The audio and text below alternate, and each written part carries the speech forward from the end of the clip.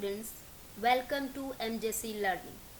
This is part 4 of our chapter Transition and Inner Transition Elements of Chemistry. Till now, we have studied about introduction, electronic configuration and physical properties of transition element. Then, we also learned about the oxidation state of transition element. In our last lecture, we have discussed about trends in atomic and ionic radii and ionization enthalpy. Now, let's continue with this chapter. So, topic for this video of transition, also known as D block elements, is trends in atomic properties of first transition series. We have already discussed about two properties, which were first was atomic and ionic radii and second was ionization enthalpy. Now next two are, first is metallic character and magnetic property. Trends in metallic character of the first transition series. We know that all the transition elements are metal and they show all the properties of metal. And we also learn that transition elements have low ionization enthalpy. So, because of low ionization enthalpy and presence of several vacant d orbital in outermost shell, the transition elements form metallic bond and hence they shows metallic characters. So, we can say that low ionization enthalpies and vacant d orbital in the outermost shell are responsible for the metallic character of the transition element. The d orbitals containing unpaired electron overlap to form covalent bond. In general, greater the number of valence electron, stronger is the resultant bonding. Hence, hardness, high melting point and metallic properties of transition elements indicate that the metals atom are held strongly by covalent bond. So, the hard nature of these elements suggests the formation of covalent bond in them. This is possible due to the presence of unpaired electron in these elements. Their melting and boiling point are high. As you see in this graph, the melting points of the transition element first increases and continue to increase till it attains a maximum value. Then they decrease as the atomic number increases. But there is exception like manganese and technetium, which have low melting point. And as we also discussed that zinc, cadmium and mercury are also exception as they have d10 electrons, means d orbital are fully filled. So in any row the melting point of these metals rise to a maximum at d5 except for manganese and technetium, then falls regularly as the atomic number increases. High melting and boiling point of transition metals are due to their closed pack structure. In this table, the lattice structure of transition metals are given. As we can see, nearly all the transition metals have HCP, BCC, CCP lattice structure. So, nearly all the transition metals have simple hexagonal closed pack, means HCP, cubic closed pack, means CCP, or body centered cubic, means BCC lattice structure, which are the characteristics of true metals. So, transition metal shows the metallic character. Trends in magnetic properties of first transition series. Let's see the next property of transition elements, that is magnetic properties. When a magnetic field is applied to a substance, mainly two types of magnetic behavior are observed. First is diamagnetism, second is paramagnetism. So, diamagnetic substances are repelled by the applied magnetic field, while the paramagnetic substances are attracted by the applied magnetic field. There is one more, which is substances which are attracted very strongly are said to be as ferromagnetic field. Ferromagnetic. Ferromagnetism is an extreme form of paramagnetism. Both paramagnetic and ferromagnetic attracted by the applied magnetic field. Here, presence of unpaired electron in a species arises paramagnetism and ferromagnetism. And when all the electron spin are paired, the compound becomes diamagnetic. Means for unpaired electron, paramagnetism and ferromagnetism field is arise, and when all the spin are paired, then the compound become diamagnetic.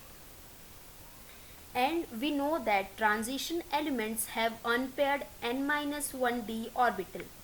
Hence, many of the transition metals ion are paramagnetic. Means when a magnetic field applied externally, all the unpaired electron in these metal align in a direction of magnetic field. Amongst transition metal, iron, cobalt and nickel are ferromagnetic. Means they are very strongly attracted by the applied magnetic field. Each unpaired electron gives rise to small magnetic moment due to its spin angular momentum and orbital angular momentum. So, paramagnetism arises from the presence of unpaired electrons, each such electron having a magnetic moment associated with its spin angular momentum and orbital angular momentum. For first transition series, that is 3D series, the orbital angular momentum can be neglected. Means for the compound of the first transition metal, the contribution of the orbital angular momentum is effectively quenched and hence is of no significance. In short, there is no longer any orbital angular momentum. As such, the spin-only formula applies to calculate the magnetic moment of 3D elements. So, for 3D series, the magnetic moment is determined by the number of unpaired electron and is calculated by using spin-only formula. Why? Because the orbital angular momentum is no longer there. So, the formula is mu, which is equal to root of n plus 2 pm. Here, n is the number of unpaired electron in transition series or in transition element, and mu is the magnetic moment. Bm is the units of magnetic moment, which is Bohr magneton. So, a single unpaired electron has a magnetic moment of 1.73 Bohr magnetons.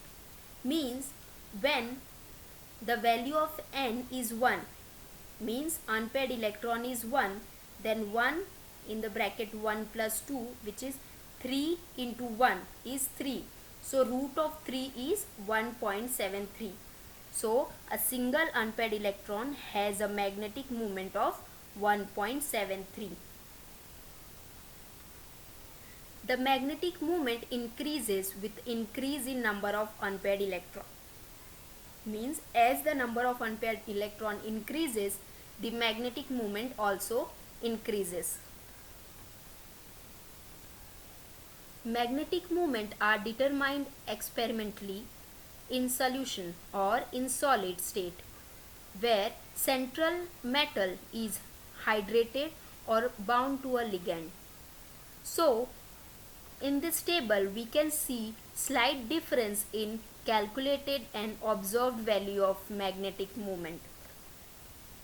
So here we can see the ions, their electronic configuration, number of unpaired electron, calculated and experimental values of magnetic moment. So for scandium 3 plus, the outer electronic configuration means loss of 3 electron, then 3d 0. So there is no unpaired electron. So no unpaired electron means value of mu will be 0. For titanium 3 plus, it is 3d1. So number of unpaired electron is 1. We have discussed that for one unpaired electron the value of mu will be 1.73. This is the calculated value, but experimental value is 1.75. Similarly, these all ions shows slight difference in calculated and experimental value of magnetic moment. So let's solve one problem related to magnetic moment. So problem is, calculate the spin only magnetic moment of divalent cation of a transition metal with atomic number 25. So we have to calculate the magnetic moment of a divalent cation, means loss of 2 electron, 2 plus, and atomic number is 25. So solution, so first formula is mu which is equal to root of n plus 2 bm. For element with atomic number 25, this electronic configuration will be 3d5 4s2, but we have to find the magnetic moment of divalent cation. So electronic configuration of its divalent cation means loss of 2 electrons. So the electronic configuration will be organ which is 3d5. So there are 5 electron in d orbital. So there are 5 unpaired electron. So here value of n is unpaired electron. So value of n is 5. So we can place this value in above formula. So we will get mu which is equal to 5 in the bracket 5 plus 2. So 5 plus 2, 7 into 5. So we will get 5.92 bm. It is the unit Bohr magneton. So using this formula we can calculate the spin only magnetic moment of first transition series. But in second and third transition series, orbital angular momentum is significant. Therefore, simple spin only formula is not useful, and more complicated equations have to be used to determine the magnetic moments of second and third transition series. Thank you.